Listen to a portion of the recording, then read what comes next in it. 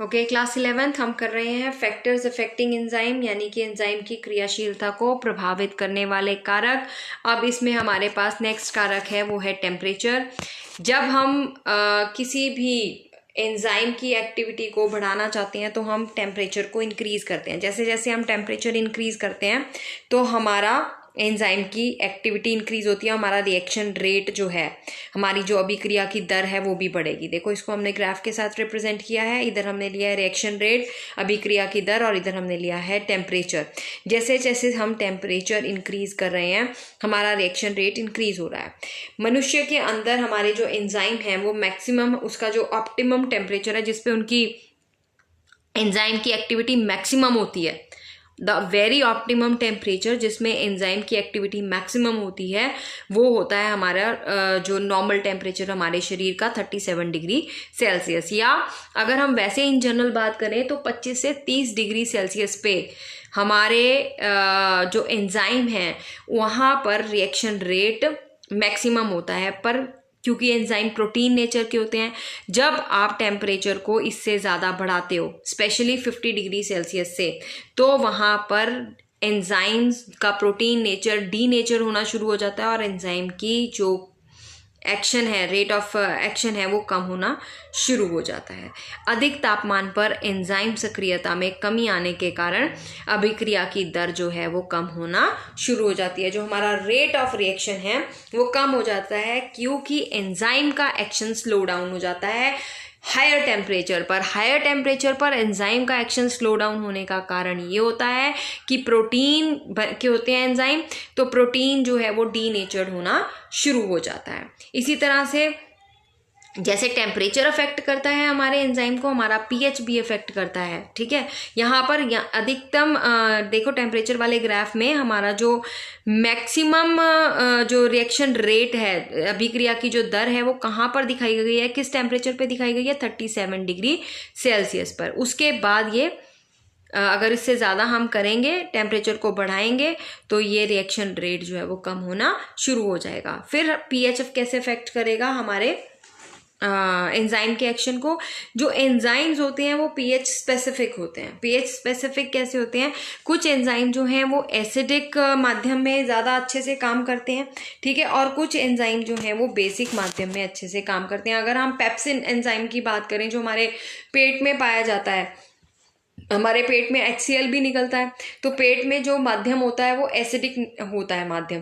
तो acidic enzyme pepsin जो है वो एसिडिक मतलब सराउंडिंग्स में अच्छे से काम कर पाता है। तो ये जो पीएच है ये भी अफेक्ट करेगा, और ये एंजाइम स्पेसिफिक होगा कि एंजाइम जो है वो एसिडिक माध्यम में अच्छे से काम करता है या फिर वो कौन से बेसिक माध्यम में काम करता है। अगर एसिडिक एंजाइम है, राइट, जो एसिडिक माध्यम में अच्छे से काम करेगा, तो उसका अगर हम पीएच बढ़ाते हैं, यानी कि उसको किसकी तरफ लेके जाते हैं, क्षारीय प्रकृति की तरफ लेके जाते हैं, तो क्या होगा, उसकी एक्टिविटी में कमी आनी शुरू हो जाएगी, राइट।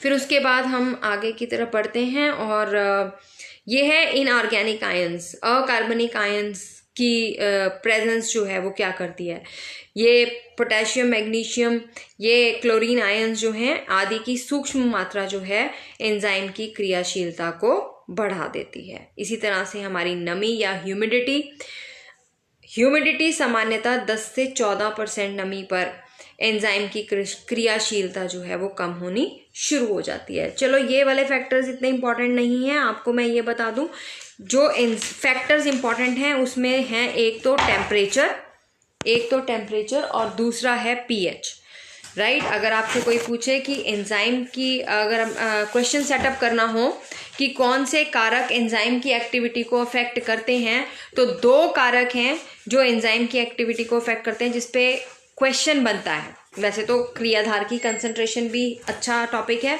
और पर इसके अलावा क्रियाधार की कंसंट्रेशन के अलावा टेम्परेचर और पीएच वाले ये जो फैक्टर्स हैं ये सबसे ज़्यादा एंजाइम को अफेक्ट करते हैं। One is temperature and other one is pH. Yes, next हमारा जो टॉपिक मैं स्टार्ट करा रही हूँ वो है एंजाइम का संदमन या अथवा निरोधन, राइट। इनहिबिटर्स भी एंजाइम की एक्टिविटीज़ को अफेक्ट करते हैं बेटा। संदमन या उसकी एक्टिविटी को किस तरह से रोका जा सके।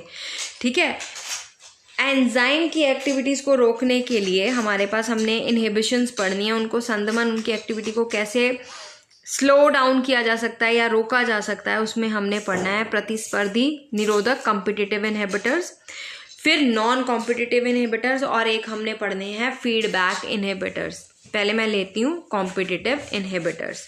ये इनहिबिटर्स हैं क्या? कुछ आंतरिक कारक या ऐसे मटेरियल एंजाइम के साथ आने पर उनकी सक्रियता को, उनकी एक्टिविटी को या तो कम कर देते हैं या बिल्कुल ही ख़त्म कर देते हैं, उन्हें हम क्या बोलेंगे? इनहिबिटर्स। ये भी कहीं ना कहीं हमारे क्या कर रहे हैं? हमारे एंजाइम की क्रियाशीलता को अफेक्ट कर रहे हैं। निरोधन या इनहिबिशन, इनहिबिशन होता है रोकना किसी चीज़ को, इनहिबिशन का मतलब क्या होता है? रोकना। तो हमारे कई ऐसे फैक्टर्स हमारे शरीर में ही मौजूद होते हैं जो एंजाइम की एक्टिविटी को या तो कंप्लीटली रोक देते हैं या उसे स्लो डाउन कर देते हैं। अब वो डिफरेंट टाइप के 3 टाइप्स हमने पढ़नी है। एक है कॉम्पिटिटिव इनहिबिटर्स। कॉम्पिटिटिव के नाम से क्लियर है, मतलब उसका जो इनहिबिटर होगा, जो कॉम्पिटिटिव इनहिबिटर होगा, उसकी शेप हमारे सबस्ट्रेट के साथ इतनी मिलती जुलती होगी कि वो सबस्ट्रेट को अपनी प्रेजेंस में एंजाइम के साथ नहीं लगने देगा, खुद जाकर एंजाइम के सक्रिय स्थल पर बाइंड हो जाएगा।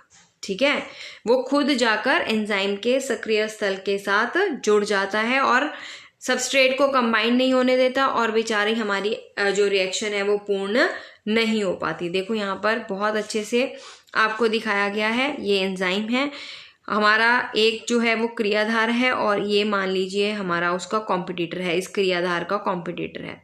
अब क्या होगा कि ये कॉम्पिटिटर जाकर यहाँ पर लग गया, ये लग गया यहाँ पर, और हमारा जो क्रियाधार है वो बेचारा पड़ा रह गया, उसके ऊपर एक्शन ही नहीं हो पाया क्योंकि हमारा कॉम्पिटिटर प्रेजेंट था। राइट, यहाँ पर इन्होंने सक्सिनिक डिहाइड्रोजिनेज एंजाइम लिया है। राइट, ये सक्सिनिक डिहाइड्रोजिनेज एंजाइम किसके ऊपर एक्ट करेगा? सक्सिनिक अम्ल के ऊपर एक्ट करेगा। अब सक्सिनिक अम्ल का एक कॉम्पिटिटर बैठा है मेलानिक एसिड। ठीक है, ये मेलानिक एसिड अगर हमारे अंदर सेल्स के अंदर मौजूद है तो ये वाला एंजाइम के साथ एंजाइम की एक्टिविटी को कैसे रोकेगा? ये खुद जाकर, मेलानिक एसिड जो है खुद जाकर उसके एक्टिव साइट पे लग जाएगा और सक्सिनिक अम्ल को नहीं जुड़ने देगा उसकी एक्टिव साइट पे। तो हम जो एक्शन सक्सिनिक अम्ल पर होना था वो ना हो पाया, वो बेचारा ऐसे का ऐसे पड़ा रह गया, और इसने मेलानिक एसिड ने एंजाइम को की एक्टिव साइट पर जुड़कर बेचारे की एक्टिविटी रोक दी और हमारा क्रियाधार ऐसा का ऐसा पड़ा रह गया, इनहिबिट कर दिया, उसके काम को रोक दिया। अब ये जो इनहिबिशन है ये कहीं ना कहीं पर रिवर्सिबल होती है, क्योंकि अगर हम मेलानिक एसिड को हटा देंगे तो फिर से हमारा सक्सिनिक एसिड जो है उसकी एंजाइम की एक्टिव साइट खाली हो जाएगी, हमारा सक्सिनिक एसिड एंजाइम पे जाकर लग जाएगा। और जो नॉन कॉम्पिटिटिव इनहिबिटर्स होते हैं दे आर डेंजरस वन। ये क्या करते हैं? इनको एक्टिव साइट पे लगने की जरूरत नहीं होती, ये जाकर हमारी एक्टिव साइट के बिना जो दूसरी साइट्स होती हैं उन साइट्स पे, जिन्हें हम एलोस्टेरिक साइट्स बोलते हैं, उन पे जाकर लग जाते हैं, या इसी का ही पार्ट है एलोस्टैटिक इनहिबिशन। नॉन कॉम्पिटिटिव का ही आपको किसी बुक में एलोस्टैटिक इनहिबिशन जो है वो अलग से दिया होगा।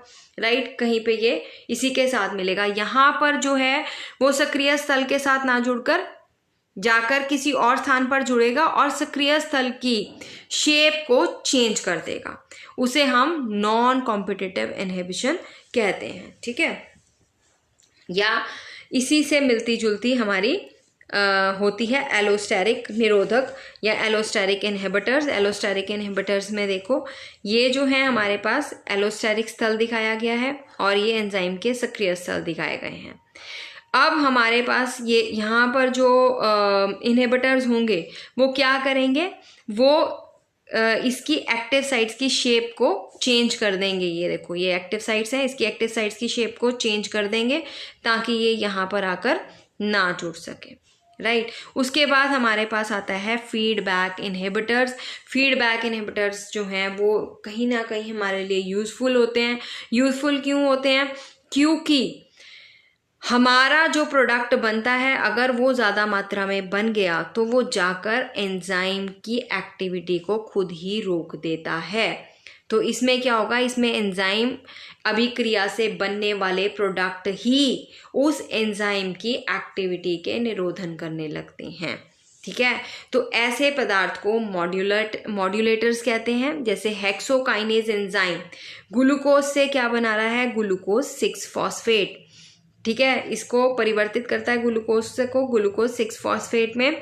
अब ग्लूकोज 6 फॉस्फेट ही इस अभिक्रिया का अंतिम उत्पाद है। जब ये ज़्यादा मात्रा में बन जाएगा, ग्लूकोज 6 फॉस्फेट अगर ज़्यादा मात्रा में बन जाएगा तो ये एंजाइम की क्रियाशीलता को जाकर रोक देगा। फीडबैक इनहिबिशन इसे कहते हैं। ठीक है, और इसके साथ हमारा एंजाइम का चैप्टर भी खत्म होता है। और आप लोग जो हैं, अब हमारा एक चैप्टर रह गया, that is mitotic and meiotic divisions.